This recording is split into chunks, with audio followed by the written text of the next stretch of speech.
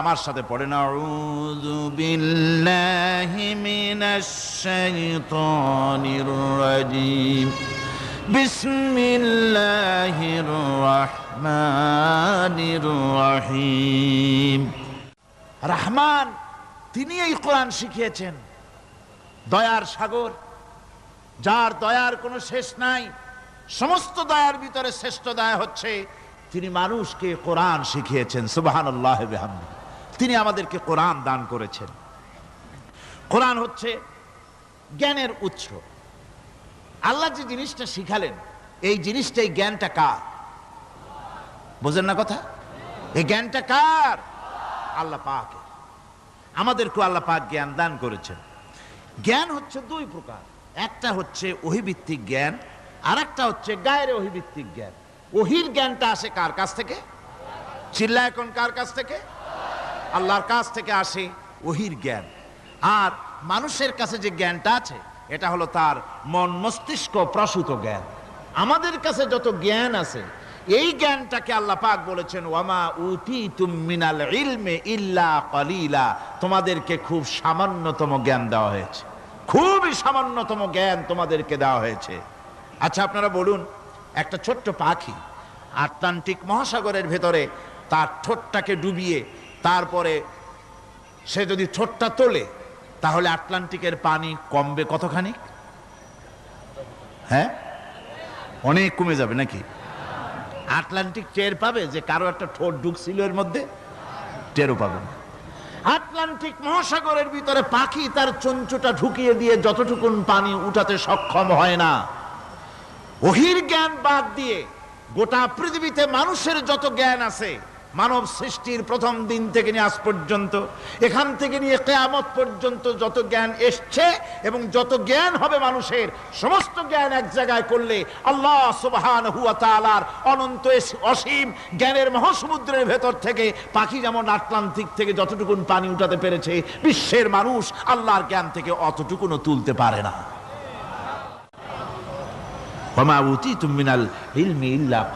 খুব সামান্যতম জ্ঞান তোমাদেরকে দেওয়া হয়েছে। আমি অবাক হই যখন আল্লাহ পাকের কোরআনে কারীমের এই আয়াত যখন স্টাডি করি, যখন পড়াশোনা করি, মুতালা করি, অবাক হয়ে যাই। মানুষকে সামান্যতম জ্ঞান দেওয়া হয়েছে। আল্লাহ বলছেন সামান্যতম জ্ঞান। ওমা উতীতুম মিনাল ইলমি ইল্লা কালিল যদি বলতেন তবু একটা কথা ছিল যে তোমাদেরকে কিছু জ্ঞান দেওয়া হয়েছে। তো কিছু না, বলা হচ্ছে ওমা উতীতুম মিনাল ইলমি ইল্লা কালিলা, সামান্যতম, খুবই সামান্য জ্ঞান দেওয়া হয়েছে। সেই সামান্য জ্ঞানের ঠেলায় আমরা কোত্থেকে কোথায় চলে গিয়েছি। গরুর গাড়ি থেকে রকেট পর্যন্ত গিয়েছি, টেলিগ্রামের টরেটক্কা থেকে ফ্যাক্স পর্যন্ত পৌঁছে গেছি। কি সোজা জ্ঞান! এখান থেকে এই মাহফিলের ছবি, নিউজ, ভিউজ এন্ড পিকচার একত্রিত করে ছবি করে আপনি ফ্যাক্সের মেশিনে ঢুকিয়ে দিলেন, কোড নাম্বার টিপি দিলেন, লন্ডন, আমেরিকা, জেদ্দা, বিভিন্ন জায়গায় দিয়ে দিলেন। মিনিট লাগবে না, কয়েক সেকেন্ডের ভিতরে এই মাহফিলের পূর্ণ ছবি এবং খবর সে দেশের পত্রিকায় ছাপা হতে পারবে। কি আজীব! অথচ আল্লাহ পাক বলছেন সামান্যতম জ্ঞান। আমি অবাক হই আরো যখন শুনতে পাই পৃথিবীর বিভিন্ন দেশের স্যাটেলাইটগুলি যা ছেড়ে দেওয়া হয়েছে মহাশূন্যে, এই স্যাটেলাইটগুলি ড্রাইভার ছাড়া, কোন রকমের পরিচালক ছাড়া, চালক ছাড়া স্যাটেলাইটগুলি বছরের পর বছর ঘুরছে, পৃথিবীর মাটি থেকে 350-400 মাইল উপরে ঘুরছে। তো ঘুরছেই, দুনিয়া থেকে ছবি, নিউজ ক্যাচ করছে, সিএনএন, তারপরে স্টার টিভি ইত্যাদিতে সেগুলিকে তারা ছুড়ে দিচ্ছে। এভাবে করে যে দেশ থেকে যে দেশের স্যাটেলাইট সে দেশের পারপাস সার্ভ করতেছে। ওই স্যাটেলাইট 350-400 মাইল উপরে মহাশূন্যের ভেতরে তার মেশিনারি কোনো গোলযোগ হলে, যান্ত্রিক গোলযোগ যদি সৃষ্টি হয়, তাহলে ফ্রান্সের মাটিতে বসে, আমেরিকার মাটিতে বসে, ব্রিটেনের মাটিতে বসে বিজ্ঞানীরা কম্পিউটারের মাধ্যমে মনিটরিং করে 400 মাইল উপরের মেশিনকে ভালো করে দিচ্ছে। এরপর আল্লাহ রাব্বুল আলামিন বলছেন ওমা উতীতুম মিনাল ইলমি ইল্লা কালিলা, সামান্যতম জ্ঞান দেওয়া হয়েছে। এই যদি হয় সামান্যতম জ্ঞান, তাহলে আল্লাহ সুবহানাহু ওয়া তাআলার জ্ঞান কত কত বেশি। আল্লাহু আকবার! কত বড় জ্ঞানের মালিক সুবহানাল্লাহ বিহামদিহি। সেই মহান আল্লাহ পাকের পক্ষ থেকে এসেছে কোরআন। কার পক্ষ থেকে?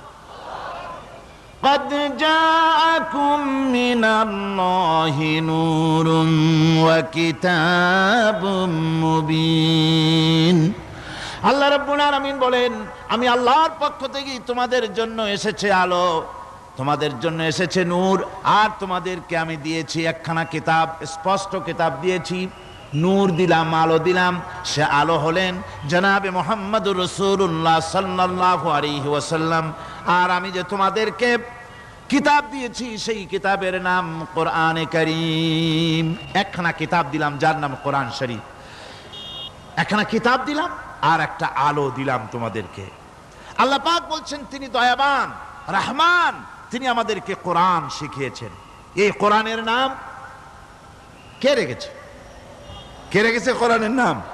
আল্লাহ। নাম শুধু কোরআনের নাম কোরআন নয়, শুধু কোরআনের নাম কোরআন। কোরআনের নাম ফুরকান, কোরআনের নাম হুদা, কোরআনের নাম শিফা তানজিল, কোরআনের নাম কিতাব, কোরআনের নাম জিক্র। অনেকগুলি নাম আল্লাহ নিজেই কোরআনের নাম রেখেছেন। কোরআন এর অর্থ হলো সর্বাধিক পঠিত, সর্বাধিক পঠিতব্য, বহুল পঠিত। কোরআন শরীফ নাজিল হওয়ার আগে এই নাম আল্লাহ পাক দিলেন। আর আজ দেখা গেল পৃথিবীর বুকে কোরআনের চাইতে বেশি পড়া হয়েছে এমন একটা বইয়ের নাম কোন? বলেন, এমন একখানা কিতাবের নাম বলেন যে কিতাবখানা কোরআনের চাইতে সবচাইতে বেশি পড়া হয়েছে, এমন একটা কিতাবের নাম বলতে পারবেন? পারবেন না। কোরআন সর্বাধিক পঠিত কিতাব। আল্লাহ রাব্বুল আলামিন এই কিতাবকে অবতীর্ণ করেছেন। আলিফ লাম রা কিতাবুন আনজালনাহু ইলাইকা লিতুখরিজান নাসা মিনাজ যুলুমাতি ইলান নূর। আলিফ লাম রা। গোটা পৃথিবীর মানুষের মুখে আল্লাহ রাব্বুল আলামিন তালা লাগিয়ে দিয়েছেন, চ্যালেঞ্জ করেছেন, দুনিয়ার সব বোঝো। কত ভাষাবিদ পৃথিবীতে আছে, আরবি ভাষায় যারা পিএইচডি করেছে, ডিগ্রি করেছে, বড় বড় নাম যারা ভাষাবিদ, তারা বলো, তারা যদি সম্ভব হয় তাহলে তারা বলুক আলিফ লাম রা এর অর্থ কি। আলিফ লাম মিম হা মিম আইন সিন কফ ইয়াসিন তাহা, পারবে কেউ এর অর্থ করতে? ওয়াল্লাহু আ'লামু বিমুরাদি। এর অর্থ কেবলমাত্র আল্লাহ এবং তার বান্দা, যার প্রতি এই কিতাব অবতীর্ণ করা হয়েছে, তিনিই বুঝতে পারেন। আল্লাহ পাক বলছেন কিতাবুন আনজালনাহু ইলাইকা, আমি আপনার প্রতি একখানা কিতাব অবতীর্ণ করেছি। লিতুখরিজান নাসা মিনাজ যুলুমাতি ইলান নূর, একখানা কিতাব দিয়েছি। সুবহানাল্লাহি বিহামদি। এমন একখানা কিতাব দিলাম যেই কিতাবের সম্পূর্ণ কিতাবখানা 30 পারা কোরআন শরীফে কিতাব, যার প্রতিটি সূরা কিতাব, যার প্রতিটি আয়াত কিতাব, যার প্রতিটি শব্দ কিতাব, যার প্রতিটি অক্ষর কিতাব। এমন বিশাল কিতাব আল্লাহ রাব্বুল আলামিন আজিম কিতাব দান করলেন। আল্লাহ পাক বলেন এই জন্য দান করেছি যাতে করে আপনি মানব মণ্ডলীকে অন্ধকারের ভিতর থেকে আলোর দিকে নিয়ে আসতে পারেন।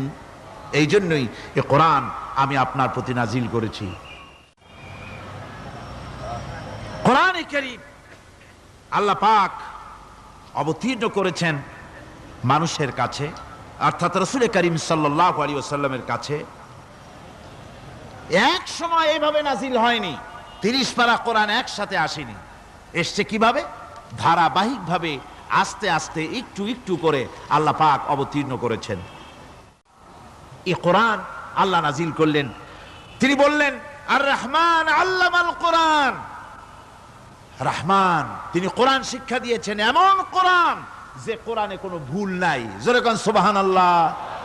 দেখেন যত রকমের বই মানুষে লেখে, বাংলা, ইংরেজি, উর্দু, ফার্সি, যত রকমের ভাষায় হোক, যত বই লেখা হয়, বইয়ের ভূমিকায় গ্রন্থকার তিনি লেখেন এই বই লিখতে গিয়ে ভুল ভ্রান্তি হয়ে যেতে পারে। যদি কারো চোখে ধরা পড়ে জানিয়ে দিলে পরবর্তী সংস্করণে তা পরিশুদ্ধ করতে বাধ্য থাকিব। এরকম কথা বলে না? না, এরকম বলে যে আমি একখান বই লিখছি, এ বইয়ের মতো নির্ভুল বই আর কেউ লিখতে পারে নাই। এমন বাপের বেটার পৃথিবীতে জন্মাইছে কেউ? কেউ জন্মিয়েছে? কেউ জন্ম। এবং বইয়ের সূচনায় কোন গ্রন্থকার নিজের প্রশংসা দিয়ে বই শুরু করে না, বই শুরু করে নিজের দুর্বলতা দিয়ে। বই লিখতে গিয়ে ভুল হতে পারে, ছাপার ভুল হতে পারে, আমার ভুল হতে পারে, এটা সবাই লেখে। এই একখানা কিতাব তামাম পৃথিবীর বুকে অদ্বিতীয় কিতাব। এই কিতাবের রচয়িতা, এই গ্রন্থের অথার, এই মহাগ্রন্থের মালিক, তিনি এই গ্রন্থ শুরু করেছেন নিজের প্রশংসা দিয়া। জোরে বলেন সুবহানাল্লাহ। কোরআন কভার খোলা মাত্রই গ্রন্থকারের প্রশংসা শুরু হয়ে গেল। আলহামদুলিল্লাহি রাব্বিল আলামিন। পড়েন সবাই, আলহামদুলিল্লাহি রাব্বিল আলামিন। সমস্ত প্রশংসা, যাবতীয় প্রশংসা ওই আল্লাহ সুবহানাহু ওয়া তাআলার, যিনি तमाम বিশ্ব জাহানের যিনি স্রষ্টা, পালনেওয়ালা রব। সুতরাং তার প্রশংসা দিয়ে শুরু হলো। বইয়ের অথার যিনি, কিতাবের অথার যিনি, গ্রন্থের মালিক যিনি, তার নিজের প্রশংসা দিয়ে বই শুরু হয়ে গেল। সামনে এগোলেন, এবার কিতাব সম্পর্কে চিন্তা আসতে পারে, ভুল টুল আছে নাকি? কিতাব খোলা মাত্রই প্রশংসার পরে দেখতে পাবেন যালিকাল কিতাবু লা রাইবা ফীহি। এই কিতাবের ভিতরে, এই সেই কিতাব যার ভিতরে কোনো ভুল নাই, কোনো সন্দেহের অবকাশ নাই। বিরাট চ্যালেঞ্জ আল্লাহ পাক করেছেন। পৃথিবীতে আল্লাহকে অস্বীকার করেছে এমন বহু পাপিষ্ঠ নরাধম নরপশু মানুষ মানব সমাজে জন্মায়েছে যারা আল্লাহকে অস্বীকার করেছে। আছে না? আছে না? কিন্তু এ কথা কেউ আজও বলেনি যে কোরআন শরীফ মানুষের তৈরি। এ কথা বলে কেউ প্রমাণ দিতে পারেনি, এ কথা বলার সাহস কেউ রাখে না। তার কারণ, কেউ যদি বলে যে কোরআন মানুষের তৈরি, তাহলে তাকে বলা হবে যে তাহলে মানুষের তৈরি যখন, তুমিও তো মানুষ, একখানা তৈরি করো। আজ পর্যন্ত এই চ্যালেঞ্জের মোকাবেলা কেউ করতে পারেনি।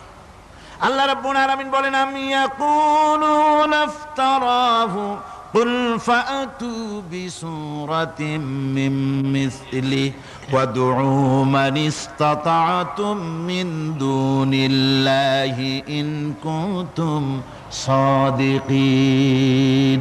ও নবী, ওরা কি কথা বলে যে কোরআন মানুষের বানানো?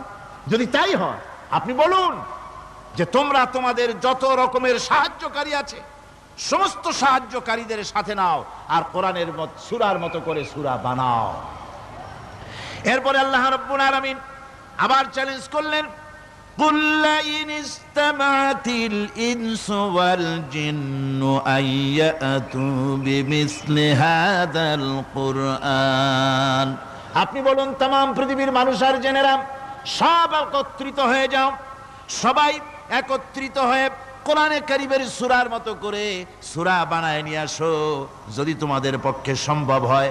আল্লাহ পাক বলেন, লা ইয়াতুনা বিমিসলিহি ওয়ালাউ কানা বা'দুহুম লিবা'দিন যাহিরা। তোমরা যদি জেনেদের সাহায্যকারী মানুষ হও, মানুষের সাহায্যকারী জেনেরা হও, तमाम পৃথিবীর মানুষ আর জেন একত্রিত হয়ে প্রচেষ্টা চালালেও আল্লাহর কোরআনের সূরার মতো করে একটা সূরা কেউ বানাতে পারবে না। পারবে? পেরেছে কেউ? আজও পর্যন্ত কেউ কোরআনে কারীমের সূরার মতো করে একটা সূরা কেউ এই পৃথিবীতে বানাতে পারেনি, কারো পক্ষে এটা সম্ভব হয়নি। আল্লাহ রাব্বুল আলামিন আবার চ্যালেঞ্জ করেন, ইন কুনতুম ফি রাইবিম মিম্মা নাযালনা আলা আবদিনা ফাআতু বিসূরাতিন মিন মিসলিহি ওয়াদউ শুহাদাআকুম মিন দুনিল্লাহি ইন কুনতুম সাদিকিন। আমি আমার বান্দার উপরে যে কিতাব অবতীর্ণ করেছি এর ভিতরে সন্দেহ আছে বলে যদি মনে করো এর ভিতরে সন্দেহ আছে মানুষের বানানো, এমনটি যদি সন্দেহ হয়, তাহলে কোরআনের সূরার মতো করে একটা সূরা বানাও, ছোট্ট একটি সূরা বানাও। ফাতু বিসূরাতিন, সূরা আলে ইমরানের মতো না, সূরা আরাফের মতো না, সূরা মায়েদার মতো না। ফাতু বিসূরাতিন, ছোট্ট একটি সূরার মতো করে একটা সূরা বানাও। কিয়ামত হয়ে যাবে, মানুষ কোরআনে কারীমের মতো একটি ছোট্ট সূরা বানাইতে পারবে না। সুবহানাল্লাহ পড়ে। আমার ভাইয়েরা, এই কোরআন আল্লাহ রব্বুল আলামিনের পক্ষ থেকে নাজিল হলো। কোরআন মানুষের চিরটা কাল ধরে, আবহমান কাল ধরে মানুষের মনকে আকৃষ্ট করেছে। কোরআনে কারীমের এর ভাষা, এর লালিত্য, এর মাধুর্য, এর রচনা শৈলী এবং এর গতিময় ছন্দ, এর শব্দ বিন্যাস মানুষকে মুগ্ধ করেছে চিরকাল ধরে। আল্লাহর নবী বলেন, এ কোরআন যখন আমি তেলাওয়াত করতেছিলাম একটা রাত্রে, যে রাতে আমার তেলাওয়াতের সামনে ছিল জেনেরা যখন আমার কাছ থেকে তেলাওয়াত শুনল, ইসসামিআতু হাত্তা ক্বালু ইন্না সামি'না কুরআনান আজাবা। আমার মুখ থেকে যারা যখন তেলাওয়াত শুনল, জেনারা তখন এ কথা না বলে পারে নাই, আমরা এক আশ্চর্য ধরনের কিতাব শুনেছি। জোরে বলেন সুবহানাল্লাহ। ইন্না সামি'না কুরআনান আজাবা, এক আশ্চর্য ধরনের কোরআন শুনেছি।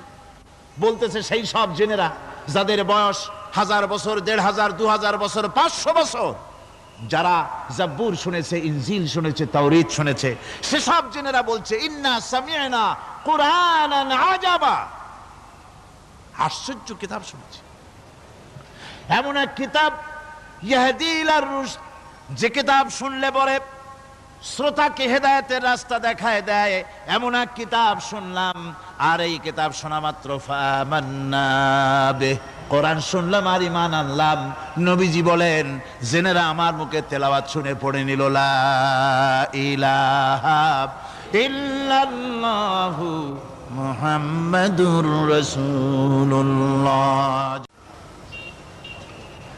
এই কোরআন এমন এক কোরআন, মান ক্বালা বিহি সাদাকা, এ কোরআন শরীফ থেকে যে কথা বলে সেই সত্য কথা বলে। কোরআন থেকে যে কথা বলে সে কি বলে? তার কারণ কোরআন এসেছে কার কাছ থেকে? ওয়ামান আসদাকু মিনাল্লাহি কিলা, আমি আল্লাহর চাইতে সত্যবাদী আর কে হতে পারে? আল্লাহর নবী বলেন, কোরআন থেকে যে কথা বলে সেই সত্য কথা বলে।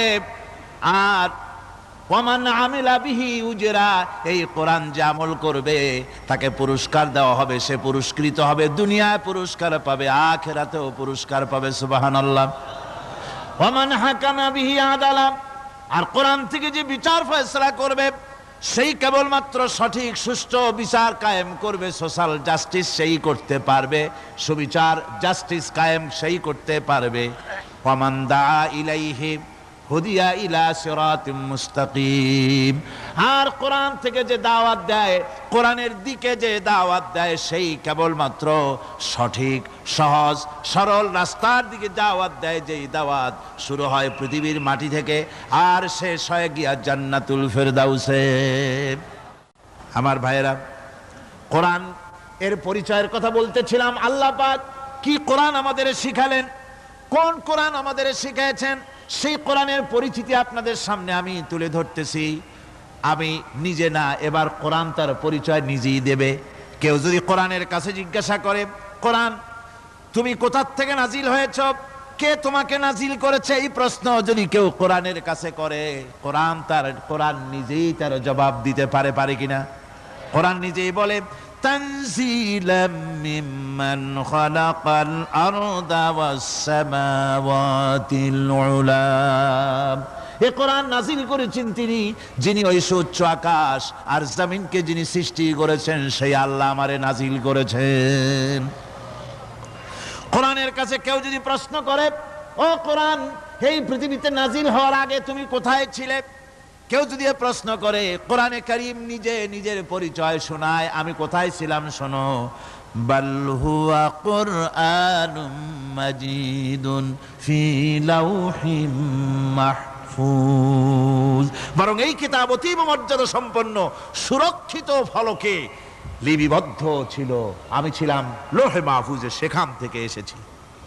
যদি কেউ প্রশ্ন করে, কোরআন কি, কোরআন তুমি কার উপরে অবতীর্ণ হয়েছ, জবাব কোরআন নিজেই দেয়, ওয়া আমিনু বিমা নুজিলা আলা মুহাম্মাদ ওয়া হুয়াল হাক্কু মির রাব্বিহিম। ঈমান আনো সেই জিনিসের উপরে যেটা মুহাম্মদ সাল্লাল্লাহু আলাইহি ওয়াসাল্লামের উপর অবতীর্ণ হয়েছে। আবার অন্য আয়াতেও জবাব পাওয়া যায়, তাবারাকাল্লাযী নাযালাল ফুরকানা আলা আবদিহি লিয়াকুনা লিল আলামিনা নাযীরা। অতীব বরকতপূর্ণ মহান সত্তা সেই আল্লাহ রাব্বুল আলামিন, যিনি তার বান্দার পরে ফুরকান অবতীর্ণ করেছেন। সুবহানাল্লাহি ওয়া বিহামদিহি। কোরআনের নাম আমি বলেছিলাম শুধু কোরআন নয়, অনেক নাম আছে। কোরআনের আরেক নাম ফুরকান। কোরআনের আরেক নাম কি? আল ফারকু বাইনাল হাক্কি ওয়াল বাতিল। কোরআন হচ্ছে সেই মহাসত্য যা মিথ্যা এবং সত্যের মধ্যে পার্থক্য সূচিত করে, মঙ্গল এবং অমঙ্গলের মধ্যে পার্থক্য সৃষ্টি করে, যা সত্য এবং মিথ্যার মধ্যে তাফরিকা সৃষ্টি করে, সত্যকে মানুষকে বুঝিয়ে দেয়। তার নাম হচ্ছে ফুরকান। এবার যদি প্রশ্ন করা হয়, ও কোরআন, বুঝলাম তুমি লৌহে মাহফুজে ছিলে, বুঝলাম তুমি নবীজির উপরে নাজিল হয়েছো, এবার বলো তুমি কোন মাসে নাজিল হয়েছো? তুমি তো আসছিলা প্রথম কোন মাসে নাজিল হয়েছো? এ প্রশ্ন যদি কেউ করে, কোরআন তার জবাবে বলবে, শাহরু রমাদানাল্লাযী উনজিলা ফীহিল কুরআন। রমজানের পবিত্র মাসে আমি অবতীর্ণ হয়েছি। সুবহানাল্লাহ। যদি প্রশ্ন করা হয়, রমজানে তো আসছো, কিন্তু প্রথম নাজিল হয়েছিল কোন সময়? ওটা কি দিন ছিল না রাত ছিল? কোরআন তার জবাবে বলে, ইন্না আনজালনাহু ফি লাইলাতিল কদর। কদরের পবিত্র রাতে আমি এই পৃথিবীতে আমার আগমন ঘটেছিল। যদি প্রশ্ন করা হয়, বুঝলাম সবই, কেন নাজিল হয়েছে তুমি? এই পৃথিবীতে তোমার আসার উদ্দেশ্য কি? মূল কাজটা কি? এই প্রশ্ন যদি করা হয়, কোরআনে কারীম তার জবাবে বলে, শোনো কেন এসেছি। লিতুখরিজান নাসা মিনাজ যুলুমাতি ইলান নূর। আমার মিশন হচ্ছে গোটা বিশ্ব মানবতাকে পঞ্জীভূত জমাট বাঁধা অন্ধকারের ভেতর থেকে টেনে বের করে আলোর সন্ধান দিতে, আলোর দিকে আনার জন্য আমি কোরআন নাজিল হয়েছি। গোটা পৃথিবীর মানুষ আছে অন্ধকারের ভিতরে। কিসের মধ্যে? অন্ধকার কি? অন্ধকার হচ্ছে পুঁজিবাদ, অন্ধকার সমাজতন্ত্র, অন্ধকার ধর্ম নিরপেক্ষতাবাদ, অন্ধকার জাতীয়তাবাদ। মানুষের তৈরি করা যত মতবাদ সব কি? জোরে কোন, সবগুলি কি? অন্ধকার। এই অন্ধকারের ভেতর থেকে মানুষগুলিকে টেনে আনবে কোরআন কিসের দিকে? আলোর দিকে। এবার যদি প্রশ্ন করা হয়, বুঝলাম তুমি অন্ধকার থেকে আলোর দিকে নিয়ে আসবে, আলোর দিকে আসলে পরে ফায়দাটা কি হবে? মূল ফায়দাটা বুঝায় দাও, আসল ফায়দা কি হবে তোমারে যদি মানি? কোরআন তার জবাব দেয়, নিজের পরিচয় নিজে তুলে ধরে, ফামান তাবিআ হুদায়া ফালা খাউফুন আলাইহিম ওয়ালা হুম ইয়াহজানুন।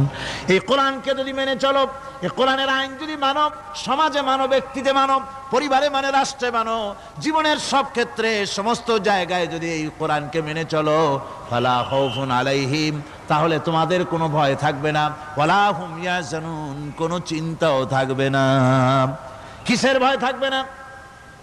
কোরআনের আইন মেনে যদি চলো সমাজে ও রাষ্ট্রে, চুরির ভয়, ডাকাতির ভয়, জেনার ভয়, হত্যার ভয়, সন্ত্রাসের ভয়, কোনো ভয় থাকবে না।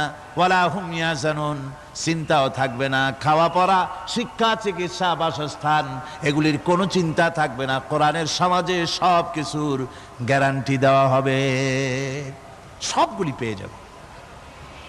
এখন যদি আবার প্রশ্ন করা হয়, কোরআন বুঝলাম তোমারে মানলে পরে সব ফায়দা হবে, তাহলে এবার জবাব দাও, তোমার ভিতরে কি রাজনীতি আছে নাকি? আমি তো মানুষ, আমার রাজনীতি করা লাগে। Man is social animal. আমরা তো জঙ্গলের পশু নই, আমরা তো মানুষ। আমাদের সমাজ আছে, আমাদের পৌর নির্বাচন আছে, আমাদের জাতীয় নির্বাচন আছে, আমাদের কলকারখানা আছে, জমিন আছে, আমাদের রাজনীতি, অর্থনীতি, সমাজনীতি আছে, পারিবারিক নীতি আছে, অনেক নিয়ম মালা আছে, নিয়ম নীতি আছে। তোমারে মানলে তোমার ভিতরে কি ওগুলো আছে নাকি সে কথা বলো। কোরআন তার জবাবে বলে, وَنَزَّلْنَا عَلَيْكَ الْكِتَابَ تِبْيَانًا لِكُلِّ شَيْءٍ وَهُدًى وَرَحْمَةً ওয়া বুশরা লিল মুসলিমিন। কোরআন যেভাবে বলে, শুনে রাখো, শুধু অর্থনীতি সমাজনীতি নয়, শুধু রাজনীতি আর শিক্ষানীতি যুদ্ধনীতি নয়, তোমার জীবনে যা কিছু দরকার, ইহকালে যা কিছু দরকার, পরকালে সব কথাগুলি আল্লাহ রব্বুল আলামিন আমি কোরআনের সিনার ভিতরে খুলে খুলে বর্ণনা করে দিয়েছেন। সব কথা এ কোরআনে কারীমের ভিতরে রয়েছে। তোমার এমন কোনো জিনিস নাই যা তুমি কোরআনে কারীমের মধ্যে পাবে না। তোমার সমস্ত প্রয়োজন আমার বুকের মধ্যে আল্লাহ দিয়ে দিয়েছেন। বিজ্ঞান আছে, দর্শন আছে, ইতিহাস আছে, সব আছে এর মধ্যে। তবে কোরআনের মধ্যে বিজ্ঞান আছে বলে আমি এটাকে বিজ্ঞানের কিতাব বলবো না, দর্শন আছে বলে দর্শনের কিতাব আমি বলবো না, রাজনীতি আছে বলে কোরআনকে আমি রাজনীতির কোনো কিতাব বলবো না। কোরআন তাহলে কি? কোরআন হচ্ছে অর্থনীতি, সমাজনীতি, রাজনীতি, পারিবারিক নীতি, মানুষের জীবনের যা কিছু প্রয়োজন, সমস্ত নীতিমালার নীতি গ্রন্থের নাম হতেছে কোরআনে কারীম। সমস্ত নীতিমালার নীতি গ্রন্থ কোরআন। এখানে রয়েছে সব কিছুর উৎস, যেটা গ্রহণ করলে পরে মানুষ আরামে থাকতে পারবে। অমুসলিম নাগরিক বৃন্দ তাদের নাগরিক মর্যাদা পাবে। মুসলমান, কৃষক, নারী, চিকিৎসা, কৃষিবিদ, সাধারণ মানুষ, রং, বর্ণ, ভাষা নির্বিশেষে গোটা মানব সভ্যতা আরামে বাস করতে পারবে। পশু পাখিও আরামে থাকবে, গাছপালাও আরামে থাকবে, যেহেতু নির্দেশ হয়েছে বিনা প্রয়োজনে গাছের পাতাটিও ছিঁড়ো না। ইসলামের সমাজ যদি চালু হয়, গাছেরাও আরাম পাবে, পাহাড়ও আরাম পাবে। চট্টগ্রামের লোকেরা যেভাবে পাহাড় কাটা আরম্ভ করেছে, এটা বড় দুঃখজনক। জুমলায় মুতারেজা একটা বলে দিলাম, অপ্রাসঙ্গিক হলেও জরুরি কথা। আপনারা পাহাড় কাটতেছেন না, আপনাদের নিজেদের পায়ে নিজেরা কুড়াল মারতেছেন। খবরদার পাহাড় কাটবেন না। আল্লাহর প্রকৃতির ভারসাম্য আপনারা নষ্ট করছেন বলে ওজোন স্তরে ফাটল ধরেছে। তা রিপেয়ার করার জন্য আজকে বিশ্বের সব বিজ্ঞানীরা হতাশ হয়ে গিয়েছে, পাগল হয়ে গেছে। কেমনে এই ওজোন স্তরের ফাটলকে রিপেয়ার করব? ওজোন স্তরটা কি? ওজোন স্তর হচ্ছে, সুবহানাল্লাহ, আল্লাহর যে কত দয়া। সূর্য, সেই সূর্যের রয়েছে আলট্রা ভায়োলেট রে, যাকে বাংলায় বলা হয় অতি বেগুনি রশ্মি। যে রশ্মিটা সৃষ্টি জগতে যদি আসে আর তা যদি কোনো প্রাণীর শরীরকে টাচ করে, তাহলে সমস্ত প্রাণী ক্যান্সার হয়ে, এক্সিমা হয়ে, বিখাউজ হয়ে, অ্যাজমা হয়ে সমস্ত প্রাণী মরে যাবে, কেউ বাঁচবে না। মারাত্মক রশ্মি। সেই রশ্মিটা যাতে সৃষ্টি জগৎকে টাচ করতে না পারে, সেজন্য আল্লাহ পাক একটা ওজোন স্তর তৈরি করেছেন। ওখানে এসে ওটা বাধাপ্রাপ্ত হয়, পৃথিবীর মাটিতে আসে না। যা কিছু পৃথিবীর মানুষের জন্য, পৃথিবীর জন্য কল্যাণকর, সেগুলি সূর্য থেকে আসতে থাকে। সুবহানাল্লাহি ওয়া বিহামদিহি। যেটা ক্ষতিকর সেটা আল্লাহ পাক আটকায় রাখেন। এখন সেই ওজোন স্তরে ফাটল ধরলো। কেমনে ফাটল ধরলো? ফাটল আপনি আমি ধরাইছি। আপনি বলবেন যেটা কেমন কথা, আমি তো ওইখানে যাই নাই, আমি ফাটল ধরাইলাম কেমনে? ওই যে সেই আপনার প্রাইমারি স্কুলে ভিজিট করতে গিয়েছিলেন ইন্সপেক্টর, তারপরে প্রাইমারি না হাই স্কুল ভিজিট করতে গেছে। যায়া জিজ্ঞেস করছে, ছেলেরা কি পড়ছো? বল ইতিহাস। ঠিক আছে, ইতিহাস থেকেই প্রশ্ন করব। বলতো চীনের প্রাচীর কে ভেঙেছে? ছেলেরা জবাব দিচ্ছে না। তুমি বলো, তুমি বলো। কেউ বলছে না। বেঞ্চের কোনা যে ছেলেটি, সে বলছে সর্বনাশ। কেউ যখন স্বীকার করে না, এটা তো আমার মাথায় আসবে। সব শেষ ইন্সপেক্টর তাকে বলছে, তুমি বলো তো কে ভেঙেছে চীনের প্রাচীর? কয়, স্যার, গ্রামে আমার দুষ্টমির যথেষ্ট বদনাম আছে, কিন্তু চীনের প্রাচীর ভাঙার মতো দুষ্কর্ম আমি করি নাই। ইন্সপেক্টর খুব রেগে গেলেন, মাস্টারের দিকে তাকালেন, এই বুঝি আপনার ইতিহাস পড়ানো? মাস্টার ইন্সপেক্টরের বিরক্তি ভরা মুখ দেখে বলছেন, স্যার রাগ করবেন না, এসব ছাত্র তো আমার, ওদের অবস্থা তো আমি জানি। আপনি আসছেন ঢাকা থেকে, আপনি জানবেন কি? আমি হলপ করে বলতে পারি আমার ক্লাসের কোন ছাত্র চীনের প্রাচীর ভাঙে নাই। ইন্সপেক্টর রাগ হইয়া চলে গেছে হেডমাস্টারের রুমে, যায় বলছে যে আমি আপনার স্কুলের গ্রান্টকে আমি নাকচ করে দেব, মঞ্জুরি আমি ক্যান্সেল করে দেব। কেন? এই অবস্থা। হেডমাস্টার বলছে, স্যার রাগ করবেন না, আপনার জন্য কিছু টাকা পয়সাও রাখছি হাদিয়া, বড় একটা চর্বিযুক্ত খাসিও জবাহ করা হয়েছে, পুকুর থেকে রুই মাছ তোলা হয়েছে। তারপরেও আমার ছাত্ররা, টিচাররা বলার পরেও যদি আপনার সন্দেহ হয়ে থাকে যে আমার ছাত্ররাই ভাঙছে, তো ওই আপনি অসন্তুষ্ট হবেন না, রাগ করবেন না। স্যার, ওই প্রাচীর ভাঙতে যা খরচ লাগে আমি কিছু খরচ দেবো, তো আপনি রাগ করেন না। এখন চিন্তা করেন, স্কুলের ছাত্র থেকে শুরু করে হেডমাস্টার পর্যন্ত জ্ঞানের বহর। তো বলতেছিলাম, আপনি আমি ওজন স্তরে ফাটল ধরিয়েছি, তার অর্থ এই নয় যে আপনারা গিয়ে ওখানে কুড়াল মারিয়ে ওটারে ভাঙছেন। তাহলে ওটা কি হয়েছে? কোরআনে কারিমে রব্বুল আলামিন বলেন, ওয়ামা আসাবাকুম মিন মুসিবাতিন ফাবিমা কাসাবাত আইদিকুম ওয়া ইয়াফু আন কাসীর। যত বিপদ তোমাদের উপর আরোপিত হয়, সমস্ত বিপদ তোমাদের দুই হাতের কামাই করা। কে বলছেন? আল্লাহ পাক। ওজনের স্তরে ফাটল ধরেছে, এটা বিপদ, বিশ্বের সমস্ত মানব সভ্যতা সৃষ্টি জগতের জন্য বিপদ। এই বিপদের জন্য দায়ী পৃথিবীর মানুষ। কিরকম? সেটা হচ্ছে গাড়ির পেছন থেকে যে কালো ধোঁয়া বের হয়, কল কারখানার চিমনি থেকে যে কালো ধোঁয়া বের হয়, এই কালো ধোঁয়াগুলি, তারপরে সমস্ত কেমিক্যাল উইপেন সেগুলি যে টেস্ট করা হয়, তার রিয়াকশন ইত্যাদি, এই কালো ধোঁয়া এবং সমস্ত মারণাস্ত্রগুলি এক্সপেরিমেন্ট করার সমস্ত এই রিয়াকশনগুলি সবগুলি গিয়ে ওই ওজন স্তরে ফাটল ধরিয়ে দিয়েছে। আস্তে করে পাতলা হয়ে এটা ফেটে গিয়েছে, অতি বেগুনি রশ্মি আসা শুরু করেছে। এটাকে বন্ধ করার জন্য বিজ্ঞানীরা আজ মরিয়া হয়ে গিয়েছে। ইনশাআল্লাহ আল্লাহ পাক তার বিজ্ঞানীদের মানুষের মাথায় বুদ্ধি এনে দিবেন, রিপেয়ারও হয়ে যাবে ইনশাআল্লাহ। সবাই বলেন ইনশাআল্লাহ। তাহলে বললাম কেন এ কথাটা? এই জন্য বললাম যে কোরআনে কারীমের মধ্যে আল্লাহ রাব্বুল আলামিন সব কথা বলে দিয়েছেন, কোনো কথা বাদ রাখেন নাই।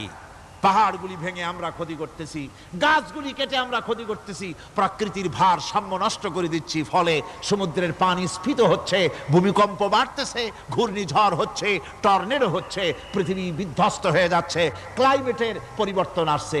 আজকে পৌষ মাস, এটা কি মাস? কত তারিখ? দেখেন বাংলা ভাষাকে কত মহব্বত করি। যদি বলি আজকে ডিসেম্বরের কত তারিখ, গড় গড় করে মুখস্থ হয়ে যাবে।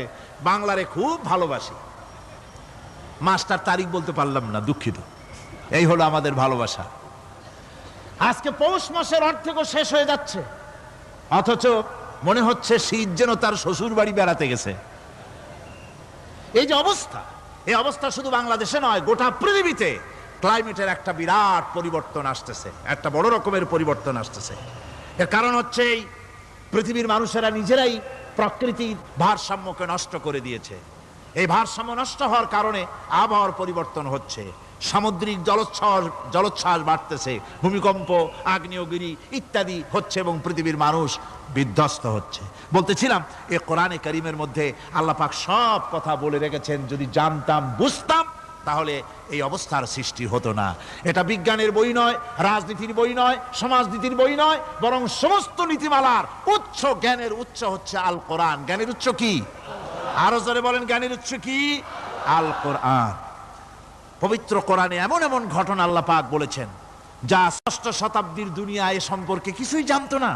অবশ্য কিছু কিছু ঘটনা ইহুদিদের কিতাবে অতিরঞ্জিত আকার এবং বিকৃত অবস্থায় এসেছে, কিন্তু কোরআনে কারীম দুনিয়ার মানুষকে আদম সৃষ্টি, নূহের বন্যা, তারপরে মুসা আলাইহিস সালাম ফেরাউনের ঘটনা, ইব্রাহিম আলাইহিস সালামের নমরুদের ঘটনা এবং ইউসুফ আলাইহিস সালামের কাহিনী সবগুলিকে সুন্দর করে কোরআন শরীফ উপস্থাপনা করেছে রাসূলের মাধ্যমে, যা পৃথিবীর ইতিহাসে কেউ জানতো না। সেগুলি আল্লাহ পাক জানাইছেন কিভাবে? কোরআনে কারীম বলছে, তিলকা মিন আম্বাইল গায়বি নূহিহা ইলাইকা মা কুনতা তা'লামুহা আনতা ওয়ালা কওমুকা মিন ক্বাবলি হাযা। এ হলো সব অজ্ঞাত ঘটনা। সমস্ত ঘটনাগুলি আল্লাহ পাক তার হাবিবকে শুনিয়ে বলে দিলেন, সব অজ্ঞাত ঘটনা যা তুমি জানতে না, তোমার কোনো জানা ছিল না, আমি ওহীর মাধ্যমে তোমাকে সব জানাইছি। ইউসুফ আলাইহিস সালামকে যখন তার ভাইয়েরা কুয়ার মধ্যে ফেলে দিতেছিল তখন তুমি উপস্থিত ছিলে না, এই ঘটনা ওহীর মাধ্যমে আমি জানালাম। মুসা আলাইহিস সালামকে যখন ফেরাউন দরিয়ার ভিতরে ফেলে দিল, সেই সময় তুমি সিনাই পর্বতের পাশে দাঁড়িয়ে সব দৃশ্য লক্ষ্য করনি, অথচ আমি ওহির মাধ্যমে সব তোমাকে খুলে খুলে বলে দিয়েছি। আল্লাহ পাক সমস্ত ঘটনাগুলিকে বলে বলে কোরআন শরীফের মধ্যে সব সাজিয়ে দিলেন, বলে দিলেন। তিনি বললেন, ওয়ামা কুনতা বিজানিবিল গারবি ইয কাদাইনা ইলা মুসাল আমরা ওয়ামা কুনতা মিনাশ শাহিদিন।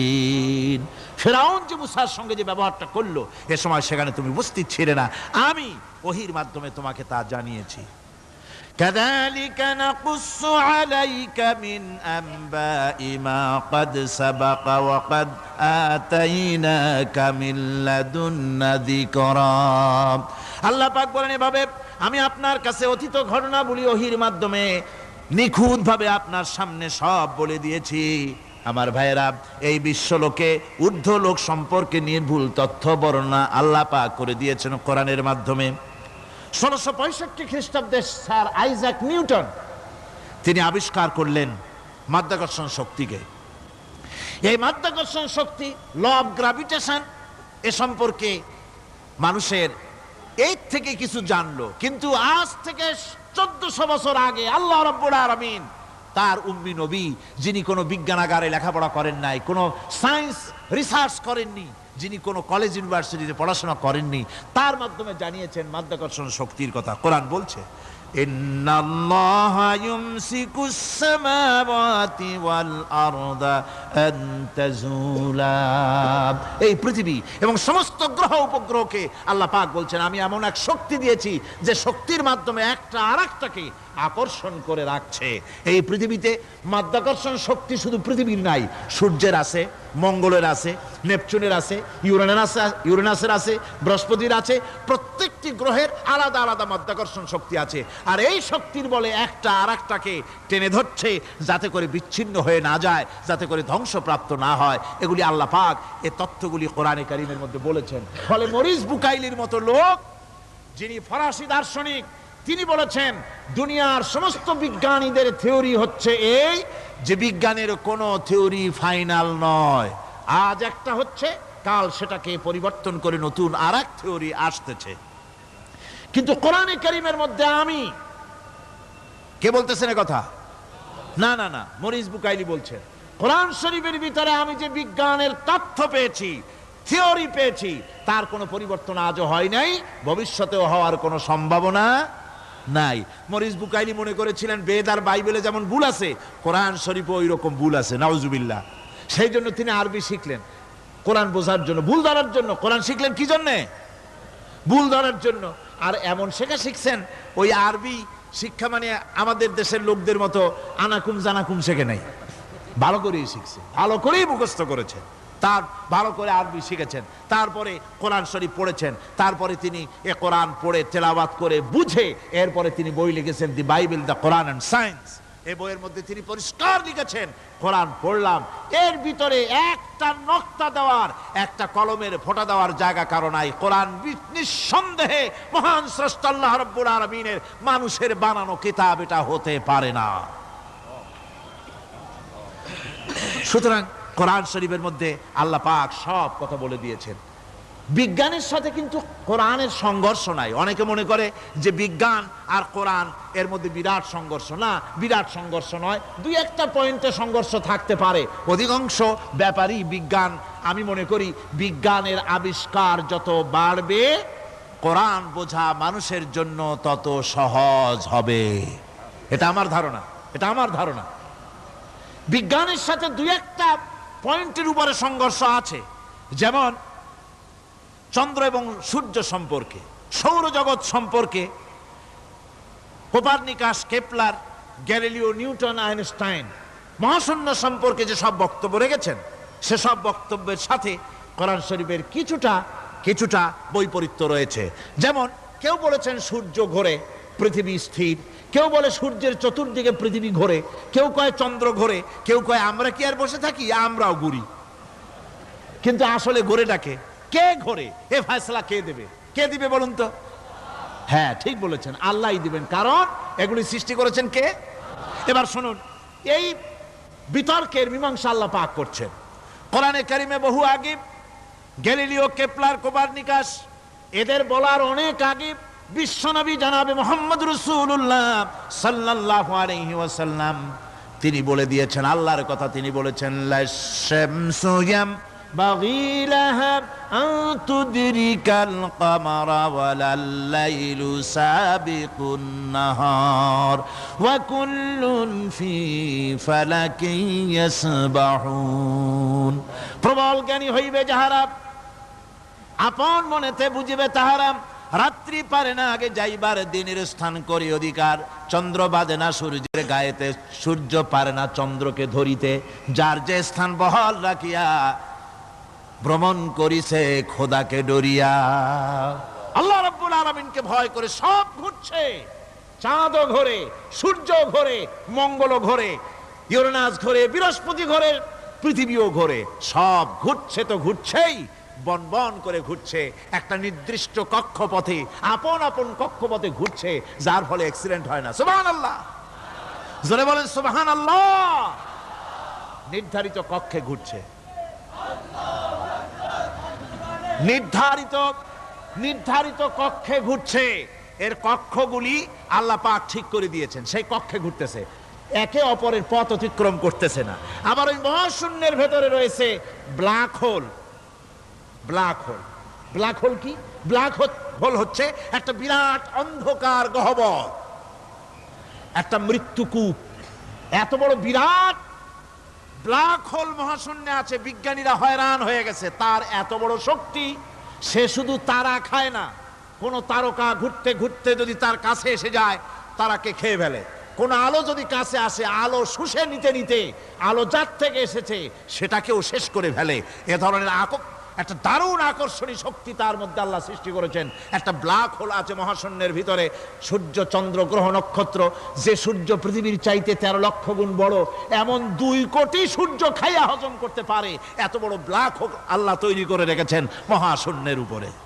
রয়েছে মিল্কি ওয়ে, রয়েছে গ্যালাক্সি, অন্তত 10,000 কোটি, 10 সহস্র কোটি তারকা দিয়ে সমৃদ্ধ গ্যালাক্সি মিল্কি ওয়ে, যেটা অন্ধকার রাত্রে, তারকা সজ্জিত রাতে উত্তর দক্ষিণ দিকে টানা একটা পথের মতো দেখা যায়। এটা হচ্ছে গ্যালাক্সি, এইটাকে বলা হয় মিল্কি ওয়ে। এটা হচ্ছে ছায়াপথ। অসংখ্য তারকা এর মধ্যে রয়েছে। কত বড় বড় তারকা, অনেক দূরে। তাই আমরা দেখি বিন্দু বিন্দু, আসলে কি বিন্দু না। কত বড় জানেন? বিজ্ঞানীরা বলেছেন দৈত্যের মতো বিরাট বিরাট তারকা আছে, যে সূর্য পৃথিবীর চাইতে 13 লক্ষ গুণ বড়। এরকমের সূর্যের অন্তত 3 কোটি সূর্য খাইয়া হজম করতে পারে এরকম অসংখ্য তারকা মিল্কি ওয়ের ভিতরে আল্লাহ সৃষ্টি করেছেন। সুবহানাল্লাহ বিহামদি, সুবহানাল্লাহ। আর মানুষ লাফায়, 4 আঙ্গুল মানুষ খালি লাফ দেয়, মোষ কতগুলো রাখিয়া। কোন আনন্দে লাফা, কি শক্তি তোমার! মহাশূন্যের তুলনায় এই পৃথিবীর অবস্থান কি জানেন? এই জন্য যত বেশি পড়াশোনা করবেন মাথা নত হয়ে যাবে। কমিউনিস্ট হয় ছাগলেরা, বুদ্ধিমান কোনোদিন কমিউনিস্ট হয় না। কারা কমিউনিস্ট হয়? ছাগলগুলি, যাদের আকল নাই, যাদের জ্ঞান নাই, বুদ্ধি নাই, ওরাই কমিউনিস্ট হয়। কোন চিন্তাবিদ, কোন বিজ্ঞানী কমিউনিস্ট হয় না।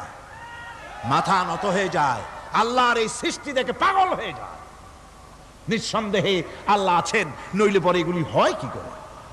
আমি চিন্তা করে পাই না কমিউনিস্ট হয় কেমনে, কতখানি পাগল হইলে হয়। ছোট্ট একটা রুমাল দেখলে মনে করি কোন তাঁতি এটারে বানাইছে।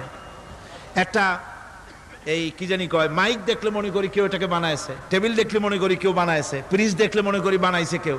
একটা সুই দেখলে মনে করি কেউ এটাকে বানাইছে। আর এই বিশাল পৃথিবী, ওই বিশাল আকাশ, কমিউনিস্টরা কয় এমনি এমনি হইছে। আমার বন্ধুগণ, মাথা নত হয়ে আসবে চিন্তা করলে কি বিশাল সৃষ্টি আল্লাহ পাকের। এই ছায়াপথ, এই গ্যালাক্সি, এর তুলনায় পৃথিবীর অবস্থান কোথায়?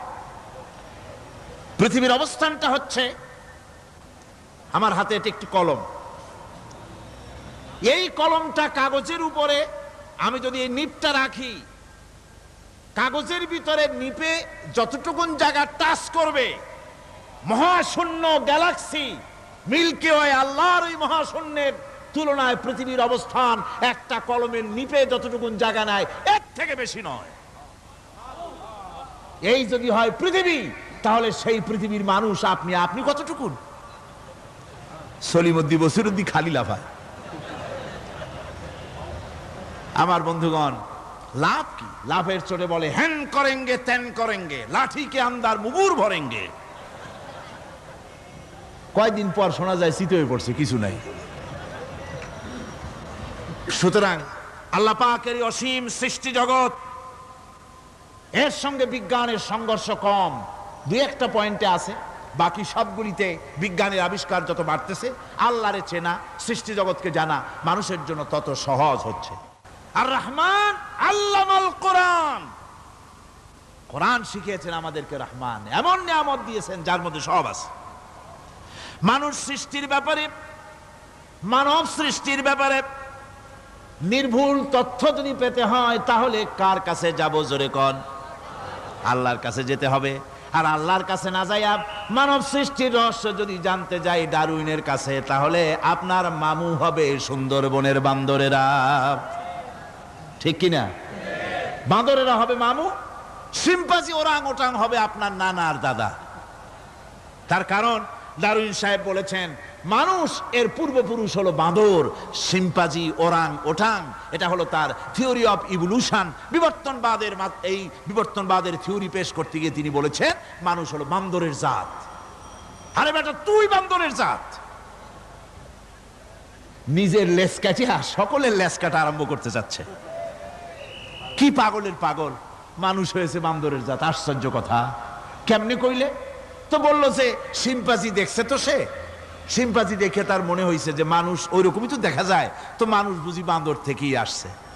আমি বলি পৃথিবীতে এমন পাগল আমি কোনোদিন দেখিও নাই, শুনিও নাই যে কোনো পাগল পাবদা মাছ দেখে বলেছে যে এটা হচ্ছে বোয়াল মাছের পূর্বপুরুষ।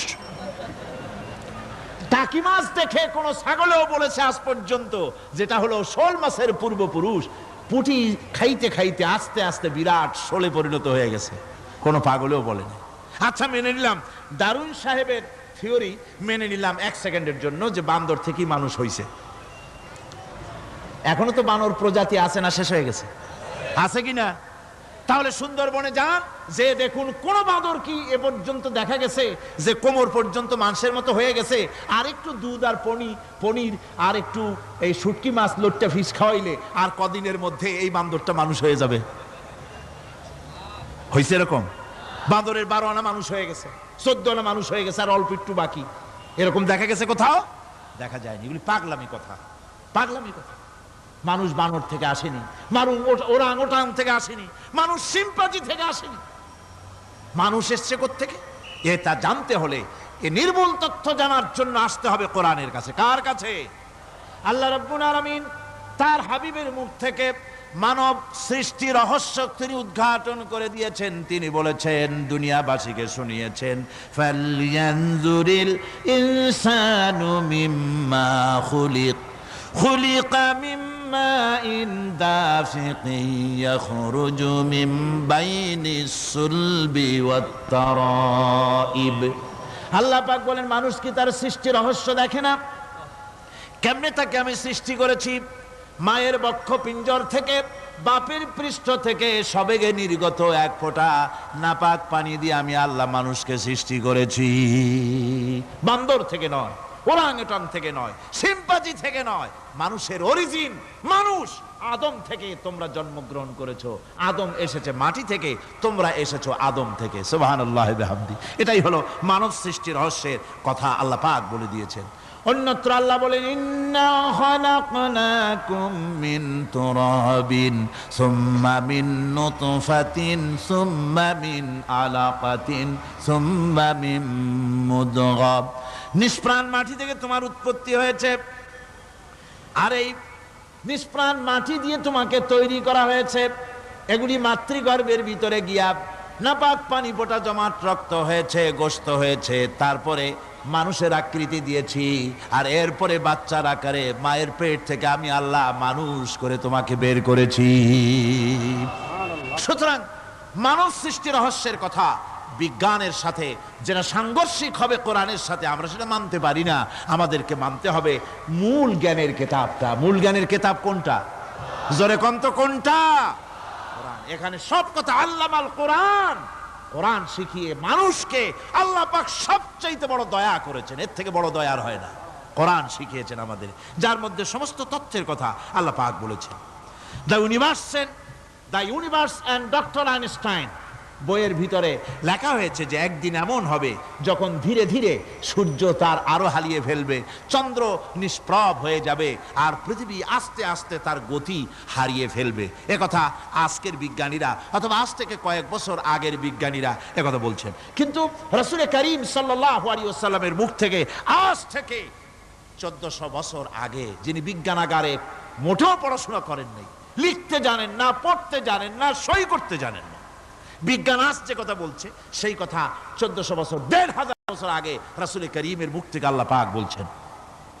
কোরআনে কারীম বলছে ইয়াসআলু আইয়ানা ইয়াউমুল কিয়ামা ফাইদা বারিকাল বাসারু ওয়া খাসাফাল কামারু ওয়া জুমিআশ শামসু ওয়াল কামার। হে রাসূল, রাসূলের কাছে জিজ্ঞাসা করে কিয়ামত কবে হবে? আল্লাহ পাক বলেন, বলে দিন যেদিন চন্দ্র তার আলো হারিয়ে ফেলবে, যেদিন সূর্য তার আলো হারিয়ে ফেলবে, আর চন্দ্র আর সূর্য সব একাকার হয়ে যাবে। হাজারা বলছে চাঁদে আলো থাকবে না, সূর্য আগের থেকে তার উত্তাপ এবং আলো স্তমিত হতেছে, এবং হতে হতে এমন এক পর্যায়ে আসবে যখন সূর্য আলো হারিয়ে ফেলবে। বিজ্ঞানীরা গত 4-5 বছর আগে এ বক্তব্য রেখেছেন, কিন্তু 1400 বছর আগে বিজ্ঞানের লালনাগারে লেখাপড়া না করে হুজুরের মুখ থেকে আল্লাহ কথা বলে দিয়েছেন। তাহলে বিজ্ঞানের আসল কিতাব কোনটা? জোরে বলেন কোনটা? আল্লাহ পাক আরো বলেন ইজা শামসু কুবিরাত ওয়া ইযান নুজুমুন কাদারাত ওয়া ইযাল জিবালু সুজ্জিরাত। তারকাগুলি, সূর্যের আলো থাকবে না, নক্ষত্রগুলো স্থানচ্যুত হয়ে যাবে, কক্ষচ্যুত হয়ে যাবে, পাহাড়গুলিকে পরিচালিত করে দেওয়া হবে, কিছুই থাকবে না, সব শেষ হয়ে যাবে। বিজ্ঞানীরা আজ বলতেছে যে সব শেষ হয়ে যাবে, কিছুই থাকবে না, সব শেষ হবে। বিজ্ঞানীরা বলতেছেন, কোরআন অনেক আগে বলেছে কুল্লু মান আলাইহা ফান ওয়া ইয়াবকা ওয়াজহু রাব্বিকা যুল জালালি ওয়াল ইকরাম। সব শেষ হয়ে যাবে, বিশ্বে যা কিছু আছে সব লয় হবে, ক্ষয় হবে, ধ্বংস হবে, কিচ্ছু থাকবে না, থাকবেন শুধু আল্লাহ সুবহানাহু ওয়া তাআলা। সুবহানাল্লাহি ওয়া বিহামদি। কোরআনে কারীম একথা বহু আগে আমাদেরকে জানিয়ে দিয়েছে। সুতরাং আসল জ্ঞানের কিতাবটাই হচ্ছে কোরআনে কারীম। এই কোরআনের কাছে আমরা যত যেতে পারবো, যত কোরআন বুঝতে পারবো, ততই আমাদের জন্য আমরা সমৃদ্ধ হতে পারবো, আমাদের উপর আল্লাহর রহমত আসবে, আমরা সমাজ চালাতে পারবো, আমরা দেশ চালাতে পারবো, আমরা দুনিয়ায় শান্তি পাবো, আমরা আখিরাতেও মুক্তি লাভ করতে পারবো। কোরআনে কারীম সমস্ত বিজ্ঞানের উৎস, দর্শনের উৎস। এইটা না জানলে কিছুই জানা হয় না, এইটা জানা হলে সব জানা হয়। পণ্ডিত আপনার ডক্টর শহীদুল্লাহ, আল্লাহ জান্নাত নসিব করুন, সবাই বলুন আমিন। তিনি বলতেন, বড় বড় সেমিনারে গিয়ে বলতেন তিনি, যে আপনারা যারা বক্তব্য রাখতে এসেছেন, জনগণকে বলছি না, যারা বক্তব্য রাখতে এসেছেন, MA পাস করেছেন, ডিগ্রি করেছেন, PhD করেছেন, FRCS করেছেন, বহু কিছু ডিগ্রি আপনারা লাভ করেছেন, নামের আগে 6 হাত লম্বা ডিগ্রি আপনারা লাগাইছেন, আপনারা পণ্ডিত ঠিকই, কিন্তু এই কোরআন শরীফের জ্ঞান যদি আপনাদের না থাকে, আপনারা পণ্ডিত, তবে আপনারা মূর্খ পণ্ডিত। কি পণ্ডিত? কি পণ্ডিত? মূর্খ পণ্ডিত। ওরা বলে যে মৌলবীরা জানে কি, মৌলবীরা জানে কি? আরে ভাই, মৌলবীদের কাছে তো আসল জ্ঞান আছে। সুবহানাল্লাহি ওয়া বিহামদি। এখানে সবটা আছে। আপনারা এখানে আসেন, এটা বিশ্বাস করলে আপনি সবটা পেয়ে যাবেন। কোরআন বিশ্বাস করতে পারলে, কোরআন জানতে পারলে আপনি সব জানবেন। কোরআনে কারীমের মধ্যে আল্লাহ পাক কত কথা বলেছেন, এর মধ্যে আছে আল্লাহ পাক বলেছেন আফালা ইয়ানজুরুনা ইলাল ইবিলি কাইফা খুলিকাত। এই যে আমি উটগুলোরে বানাইছি, কেমনে বানাইলাম তোমরা কি দেখছো? উট কেমনে বানিয়েছি? মুফাসসিরিন মুফাসসিরিনে কেরাম এর উপরে অনেক আলোচনা করেছেন।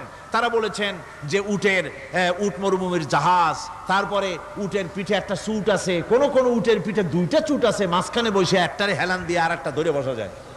আমি দেখছি দুইটা চুটওয়ালা উট, আফ্রিকান উট আমি দেখেছি, যে চুট সুবহানাল্লাহ দেখলে অবাক হয়ে যেতে হয় যে আল্লাহর কি কুদরত। উটের পৃষ্ঠে দুইটা চুট, মাঝখানে আপনি বসবেন, পিছনেরটা একটা সোফা সেটের মতো, পিছনে হেলান দিলেন, আর সামনে যখন সে মরাল সম চড়াই উত্তরাই পথ দিয়ে নামা ওঠা করবে, তখন আপনি যেন পড়ে না যান সেজন্য সামনেরটা বুকের সাথে জড়ায় ধরবেন। এরপরে কি সৃষ্টি আল্লাহর, সুবহানাল্লাহ বিহামদিহি। জিরাফগুলি দেখুন, জিরাফগুলি তার মাথা কত বড় উঁচা। লন্ডন জুতে জিরাফ দেখলাম, সে জিরাফের দেহ থেকে তার মাথাটা 22 ফিট উঁচা। মানে সে যদি নিচে দাঁড়ায়, 3 তলা বিল্ডিং এর ছাদের উপরে নাস্তা দিলে তো নিচে দাঁড়ায় খাইতে পারে, এই অবস্থা। সেই জিরাফে পানি খাবে কেমনে? মাথা হলো অত উঁচায়, পিছনের ঠ্যাং দুটা খাটো, সামনের ঠ্যাং দুটো উঁচা, এখন পানি খাবে কেমনে? ওই মাথা নামাইতে গেলে ঠ্যাং তো অনেক উঁচা।